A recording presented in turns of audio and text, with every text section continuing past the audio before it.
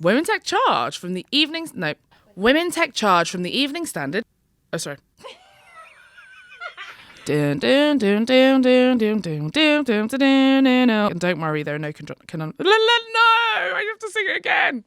I'm the mathematician, not the English person. Now I can't even talk. Women take charge from the Evening Standard is back. Was that too loud?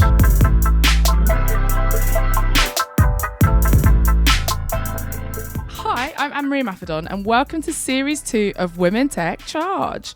This season, we're talking to amazing women doing incredible things in science and tech and engineering and maths and all the STEMs, because all of them are in there together. And I said, Dad, I don't like it out there. He said, no worries, Toots. We can put the cart back in the truck and head home, or you go back out and you just try and go quicker, and when they're going to bump you, you're going to bump them back twice as hard.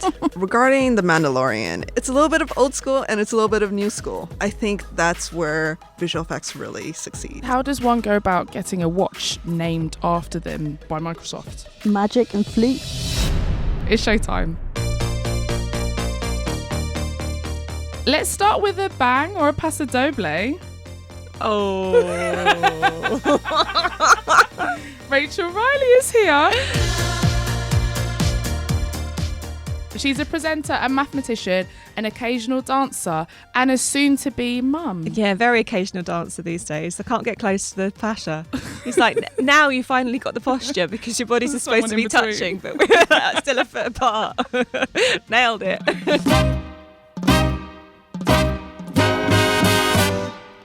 But I'd say you're a Rachel. Yeah. This is my thing. I don't claim to be a woman in tech. I just claim to be a maths enthusiast. I've got a master's in maths. Well, I more love than it. enthusiast if you did I try and, spread maths positivity. Yes. But I don't fit into the box Any of the I'm not boxes. working in tech and I don't claim to be. And that is the job. If someone says, what do you do? What's the first? Do you say, I Rachel? I Rachel. Should you say I Rachel? Well, it's one of those things that was really embarrassing. You know, when you go to America and you have to tick, what's your occupation? Yeah. For ages, TV presenter was just, am I? Is that a real thing? But I go with it now. Oh, I've got one bone to pick with you, actually, that I'm going to say. So apparently you once described your job on Countdown as the one cool maths job around. That was like when I was 22. You were young and foolish, is that what you're I was 22 and I went from university to clothes budget. Do you get the spare from your clothes budget? There is no spare. Expenses only. Yeah, use it or lose it. Especially now, more material. Why did you apply? I always liked puzzles. That's what I liked about maths. So I always enjoyed the Countdown game and used to play against my little brother. It's 4 o'clock was 15 to 1, 4:30 was Countdown, and then I might do a little bit of homework later, maybe. So I just liked it, and I just applied on the off chance. It was, I was at the time, all of these job applications were were absolute tomes. When have you worked as a team? When have you overcome adversity? When have you done this, that, the other? Yeah. And it was 50 words and a photo for a Countdown. Yeah. Why would you be good? Stand out. Okay. And that was written. That was my first written thing after uni. 50 words. 50 words. 50 I could do. My thing was always 300 words or less, I'm okay. Yeah. But beyond that, then it's feeling like work. So you did the 50 words and then you auditioned. Did you have one audition? Did you have 5? They called me into the ITV studios on the Embankment, and I think they interviewed 100 people. We sat in a room and had a chat with 2 producers, and they gave me a bunch of Countdown numbers puzzles whilst they sat and stared at you. And it was 2008, so they had a CD player, and they'd press play and the Countdown music would play. And then after a couple of rounds, and it's when people stare at you when you do maths, it's quite, people...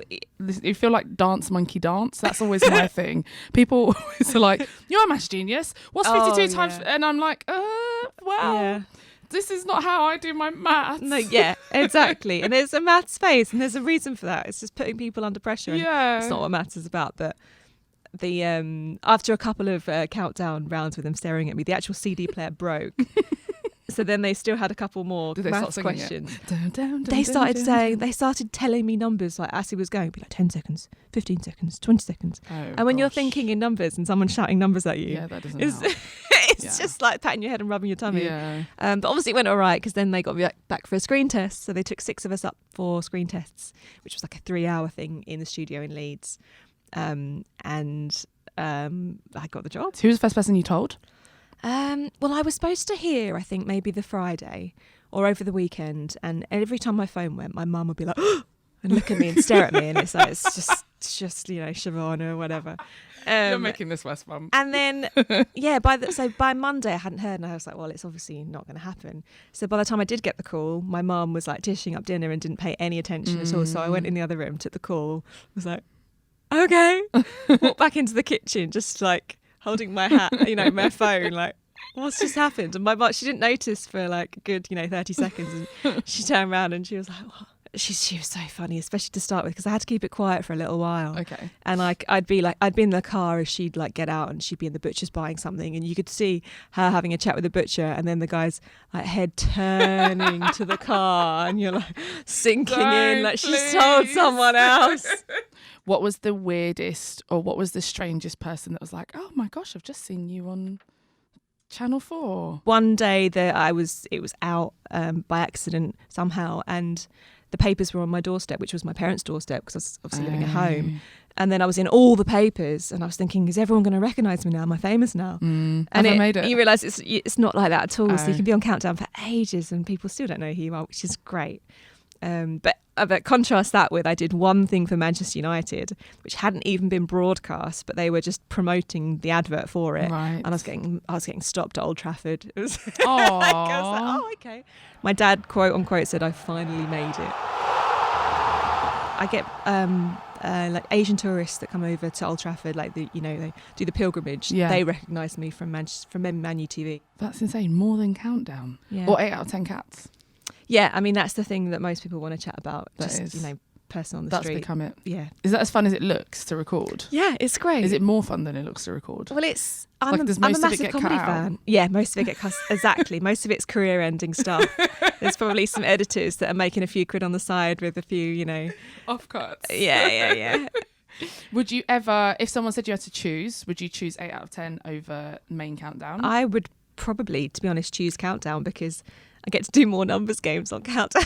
Oh, there's numbers there on. are. There's 2 per show. You have to do cats, you have to do most show. of the number work on 8 out of 10. Yeah. I love both. They're to be honest, they're completely different jobs. They're different production teams. They're just in the same studio. Oh. And I love working on both. But I've done Countdown almost 11 years now, and the production team they're like family, and we have a good giggle. They're the producers from Blackpool, the rudest, cleverest man you'll ever meet. And he's like my big brother or something. So let's dive into the maths. Let's. Because I like maths. I also did it at Oxford as well. Yeah. And you were at Oriel, which was it was a bit of I don't know if it's a posh college. Would you call it posh? No, it was known as, in inverted commas, the friendly college, because I went to Cambridge and didn't like it at all and was really put off, and I found them really pretentious, and I just didn't like it. So I thought Oxford would be the same. And then Mum said, oh, how about we do this? And she picked it because it was called the Friendly College, and it was right in the middle of town. That's how I ended up there. It is right outside the shops. Right in the middle of the shops. Right next to Jigsaw. I don't know if Jigsaw's still there. And Pizza Hut is on that corner Cover as well. Market. And the Cover Alpha Market. Samba. All of it is there. We did have our fair share of kebab vans in equidistant choices. Yeah. It was brilliant. Although I never would eat from kebab vans because they don't have running water. No offence to anyone that runs a kebab van. I don't know. Back in the day, 19 years old, chips and cheese, end of the I thought night. about it too much. You're too sensible. Like, when did you wash your hands? I don't want to eat your food. So after that, you went off to Deutsche, which I didn't realise until I got my briefing pack for I this. just did. I did an internship there for a summer. So I was on a Deutsche Bank prop desk. Can you explain prop trading to anyone who might not know what that is? It's a trading desk, but it was to benefit the bank. So the money was actually Deutsche Bank's money. So that was investing money for Deutsche Bank and trading for Deutsche Bank. And they spun off into a hedge fund. So it's basically a hedge fund internally for Deutsche Bank. So prop was short for proprietary. Thank you very much. Just to round that off. So I was there just for a couple of months trying out investment banking, which was 2007, which was the time when the markets first crashed. This is radical action across the system, the restructuring of banks under the conditions set down. We are not seeking to take public control of these institutions. Where's the money gone on your man-shaped bar? So the first half of the summer, everyone was helping and everyone was swanning in. The coming champagne was flowing. Yeah, and then the second half of the summer, The sky went dark. it did. Yeah. I mean, there was no time to teach us anything because the sky was falling in. Yeah. And it was unprecedented. And I thought, this isn't for me. It just didn't appeal to me that we weren't making anything. I didn't feel like we were doing anything. I thought we were just, someone was winning and someone was losing. And I tried it and it wasn't for me. I found it really difficult trying to find an applied maths job out of uni. I was going to, the people that came to Oxford to try and recruit you were the people with money. So it was lawyers, it was management consultants. And that was pretty much it that was coming for the mathematician. So I'd go out and there was that, and there was like the tap on the shoulder. I didn't give no one tapped me on the shoulder. But I did go to, I think, at the NEC there's a huge science careers fair, and I'd go there and I'd say to companies, I'm about to finish, 4 years at Oxford. I've done maths, mostly applied. What would I be able to do in your company? Yeah. And they didn't have a clue at the time. Oh, really? I think there's a kind of a disjoint between what universities teach and what companies need or what they know you're learning, because they're like, you'll probably have to do loads of courses on fluids. I'm like, half my degree's on fluids. Yeah. So I was looking at going back into education to do something that would get me in that. Degree. But in the meantime, got a job as a data analyst at a startup company, really entrepreneurial, small, really bright people.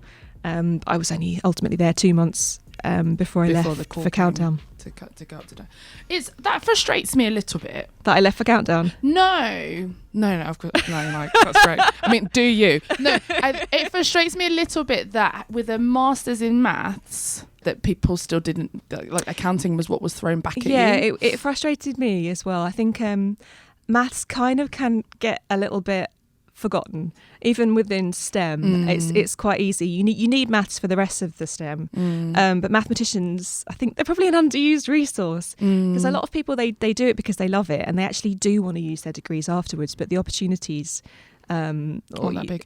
Not necessarily. I think you have to really look for them. And out of 6 of us that were doing maths at the time, one boy went and used his applied maths, and he went to AWE at the time, Atomic Weapons Establishment. So that was, for some, but not exactly. For the many, and everyone else. I ended up on Countdown, and I think we've got a couple of accountants and management consultants.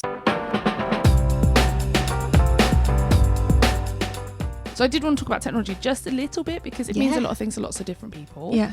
And say what's the best thing about being on social media and online, and what is it that what's the one thing you want to see changed? The best thing, people used to contact me and ask for like help with their maths homework or their kids' maths homework.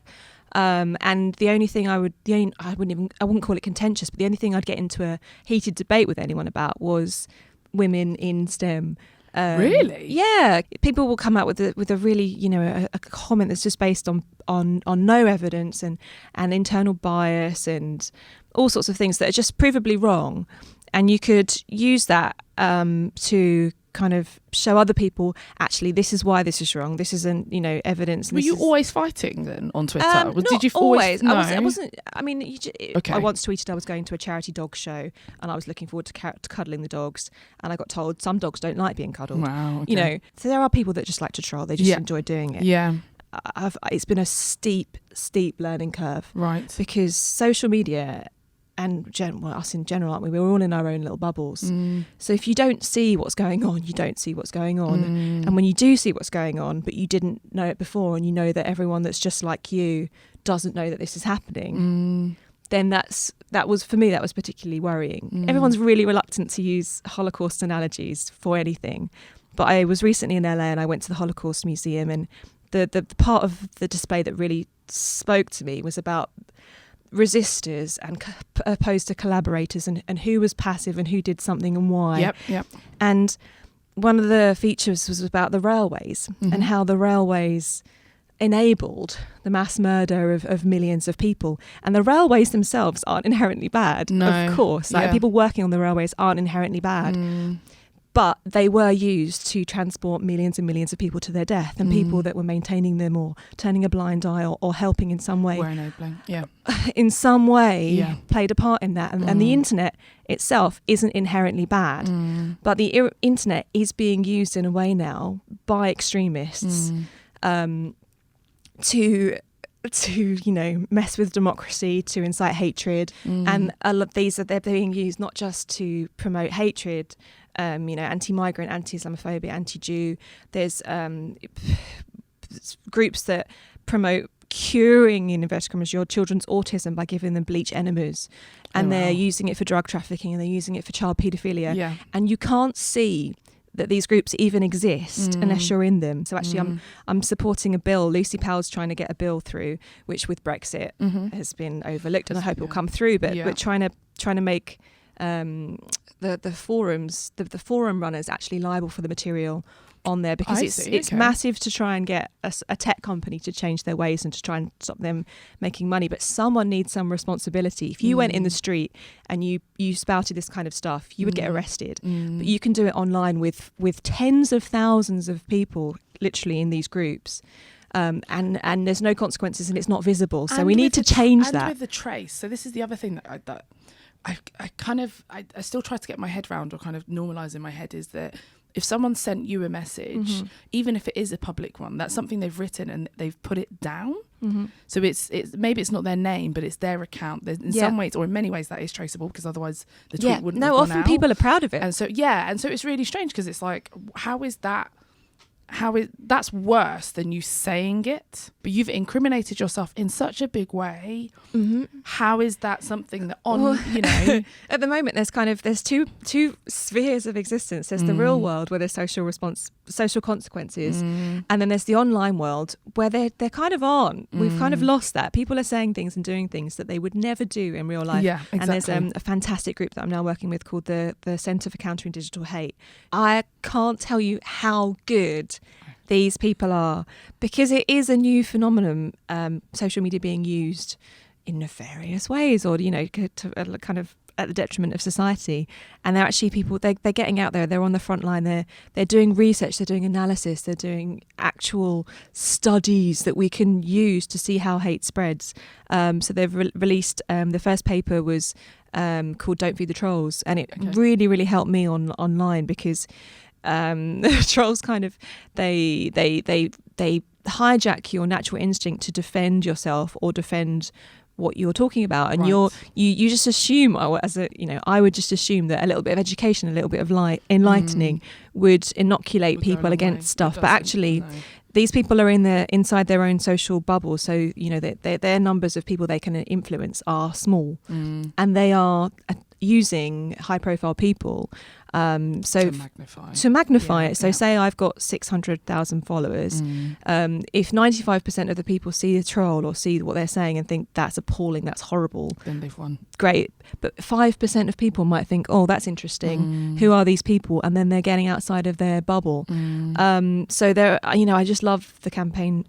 I love the Centre of the CCDH, because they're talking to experts, they're talking to psychologists, behavioural psychologists, tech people. They're travelling around the world. They're doing the proper scientific method to work out how this thing's happening and what we can do to nip it in the bud. We need to, have more sensible people paying attention and answering doing maths something. questions instead of inciting hatred. Do maths and not war. Oh my goodness. Motto of life, do maths not war. You know what? That is one of the things that can still totally distract me. That's one of the things I love about puzzles and maths. Whatever's going on in my head, doing like a maths puzzle just takes me straight to that puzzle, and that's the only thing you're thinking about. And I often, I'm supposed to be doing 10 other things, and I get sent something, and I'll just sit and do that because I enjoy it. What's your favourite maths question you've been sent over the years? Is there one that you can pull out and be like, this was it? Probably not one. There's one account on Twitter called, I think she's a teacher called Katrina Shearer. Shout out to you. Her little puzzles are brilliant. She makes them all herself, and they're just unique, and they're just different shapes. You can have like a circle and a triangle, and just the things that she asks you to do with them to work out. They're really cool. They're just Oh, really good, I'll and have they a can look. take between 2 minutes and 15 minutes. Yeah. And it's the type of puzzles that I really like, because it's not knowledge that you need. You just need a little bit of lateral thinking, and you need to think, what do I know? How, like, you've got such few bits of information. What can I work out from this? And I just love that thought process. As long as it's maths. So kind of Oh, yeah. final two questions to you on puzzles. One is, have you seen the GCHQ puzzle book? I've got both of them. You've got both of them. So the first one I think we had in the office. Yeah. And even from page 1, I'm like, this is not maths. So the second one, well, it's it's not maths, but it's lateral thinking, isn't it? It's and yeah, but I like you maths. like maths.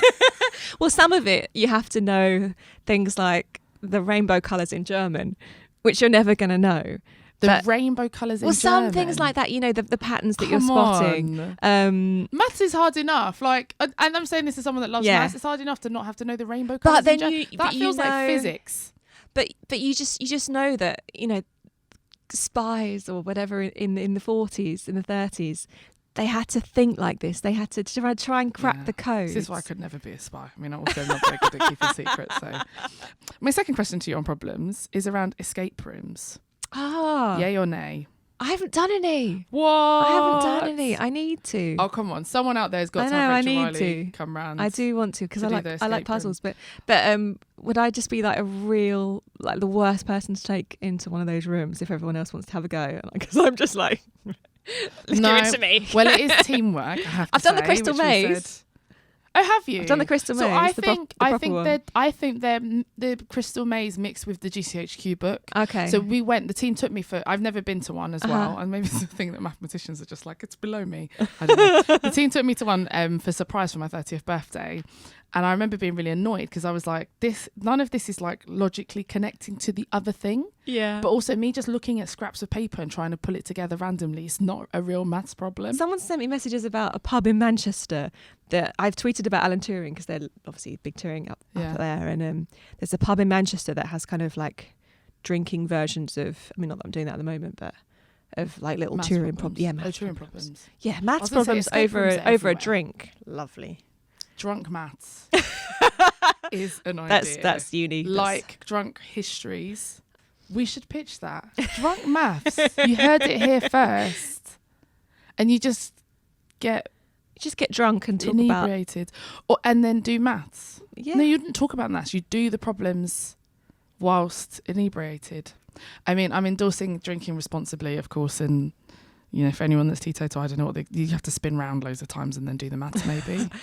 I've recently discovered non-alcoholic beer. It's a whole new world.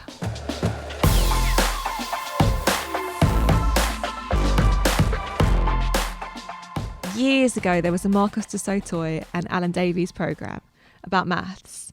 They did two, but in one of them they strapped both Dr. Sotoy and Alan into like brain like imaging software while they gave them basic sums, like basic stuff like 9 times 7 or whatever. Yeah. 63. And Alan nailed it. But Alan was using far less brain power than Marcus de Sotoy doing the same simple sums. No, that's because. So I was going to say you put this. more pressure on yourself. Not just that, but also higher level maths is not what you do on Countdown. Oh, no. What you did in your masters is not Countdown. So I say this to people all the time. You go to university to do maths. You don't see a single number for 4 years. No, exactly. And people have said to me when I was going to uni, are you allowed to use a calculator in your maths degree? I was like, Probably. Yeah. They're like, it must be easy then. It's like, well, a calculator in a maths degree is as useful as a calculator in a French degree. Yeah. Like, do you think we just times bigger and bigger numbers together? It's not what we do. So it's like Countdown would not be like you've had to train your brain to do the Countdown thing. No, I had to relearn my times tables to get the job. I had to buy the puzzle books and practice. So we did this podcast without the help of a calculator. Thank you very much for listening. 1, 2, 3, 4, 5, 6, 7, 8, 9. So there was something I did prepare, and I've been waiting to use it, but I didn't think it would be useful anyway, and it's going to sound really random.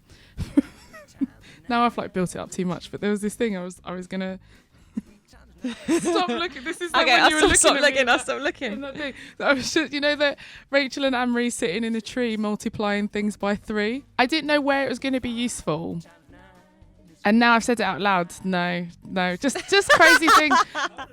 It's just that was it. It was just something, like a little ditty. I thought we'd end up doing maths together, and that could be like a thing, and we we'd still multiply can. things by 3. 3's No. nice, 9's lovely, 11's great. Right. But then if you do 9 again, we get 27. That was where I thought we'd end up. I don't know why I thought we'd get to 81. Yeah, just a bit of fun. That doesn't work as an outro, does it? No. I think we've got it. Bye, guys. Thanks for listening. It's 108. 108. 1, 2, 3, 4, 5, 6, 7, 8, 9.